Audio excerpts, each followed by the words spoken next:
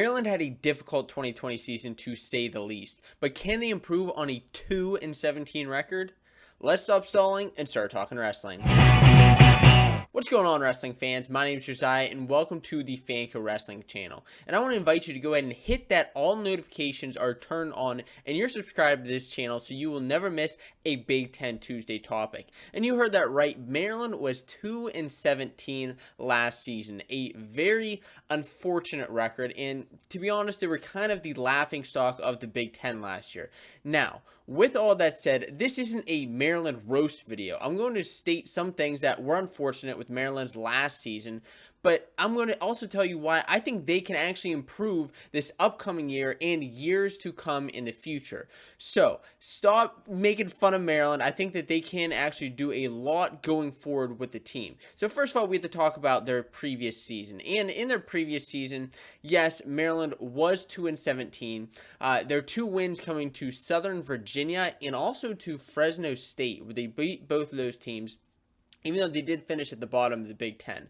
Now, this is a team that should be able to compete in the Big Ten with schools like Illinois and Penn State and Ohio State. They should even be able to compete with Purdue and Michigan State. But they're just getting blown out of the water by these teams. I'm talking like 0-40 losses, 3-30 loss. Like, it's just, they're getting beat pretty darn bad. And it's unfortunate to see, if you don't want to have if you're a Penn State, it's nice to have them in there for like a little kind of warm up at the beginning of the season, but for Maryland, they don't get like getting whomped that often. So it's a shame to see. And look, it's not a recent thing that this has been happening. I mean, they've been getting beat since 2013 when that was their last winning season. But I think that things are really about to turn around. With their new head coach, with Alex Clemson, he was hired actually last April, so April of 2019, he was hired onto the Maryland wrestling program, and he has begun to start changing things around and changing the culture, which is a big part of changing the program, especially with a culture that has kind of been on that losing record for the last 6 or 7 years. Something has to change. And it's not going to happen in one season. Like, Alex Clemson is not going to be the guy. Coach Clemson is not going to be the guy to change around in one season. That's very, very difficult to do. But he can get it done in 2, 3, 4, 5 years. I think that once you start hitting those recruiting cycles, it's a little bit easier to start building up a team. And I started listening to what he had to say on the Bader show, which actually happened back in June. He talked about changing the culture and holding guys to a higher standard, to a tougher standard, to getting guys to just work harder in the room every single day and just holding each of those guys accountable, which I thought was very interesting and very telling of the program and maybe what they had in the past. He also talked about getting the alumni involved and keeping them involved in the program, which is something that's very big with building up programs, especially in a Big Ten school, which has a lot of alumni that want to support the program. Now, Clemson actually came from Missouri, where he had a lot of success there, and he actually talks about drawing info from a lot of these other guys. Now, if you're interested in that interview, I'll actually have it linked down in the description below. But what else does Maryland have coming down the pipeline? First of all, they have a strong class of 2020. This isn't every single guy, but these are some of the really strong guys. First of all, they're starting to keep some of this in-state talent, which is big for a Big Ten school and a pretty tough state with Maryland wrestling. Now, they're attracting also some states from around the area with New York, New Jersey, Pennsylvania, starting to pull some of those guys in a little bit closer to Maryland, pulling them into Maryland to wrestle there. And you see some of these guys here.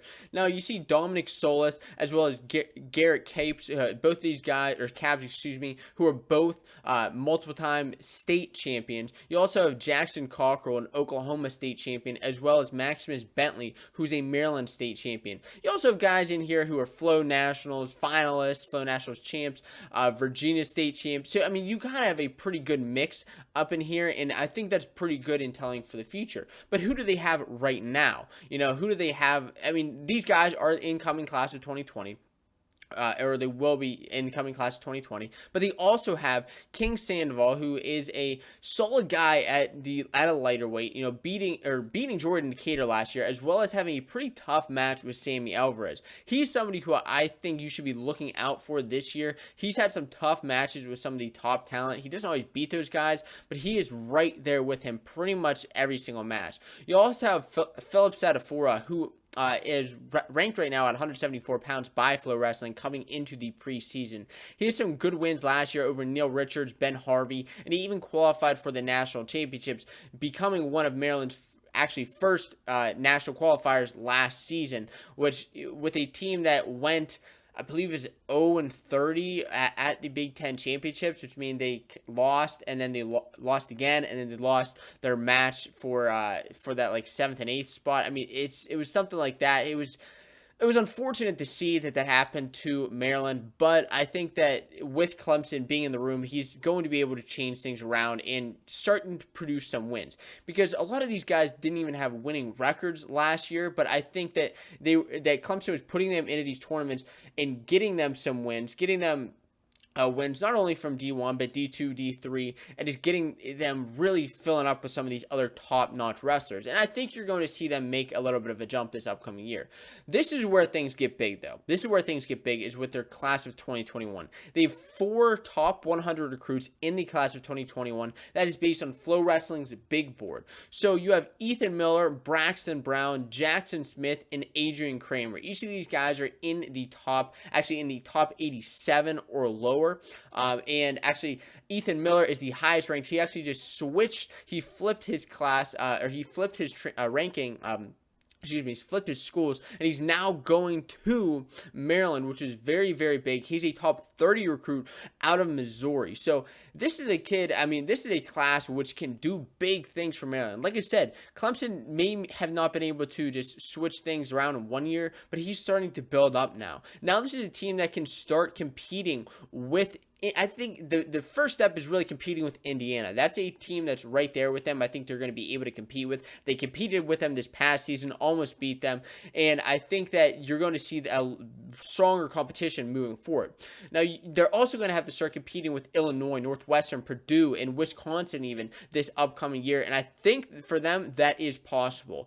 If they can start competing with these teams and start producing more wins and having guys not get pinned in some of those pinnacle matches, which is something that has happened this past season and in the past, then I think that's really where you're going to see a change. So now that Clemson's here with this strong recruiting class coming in the culture change, I think you can start seeing good things out of Maryland. Now, if you're a Maryland wrestler or a Maryland fan, please leave a comment below and let me know if you're interested in the Maryland wrestling team moving forward. And if you're looking for another video on the Fanco Wrestling channel, you can check this one out right here.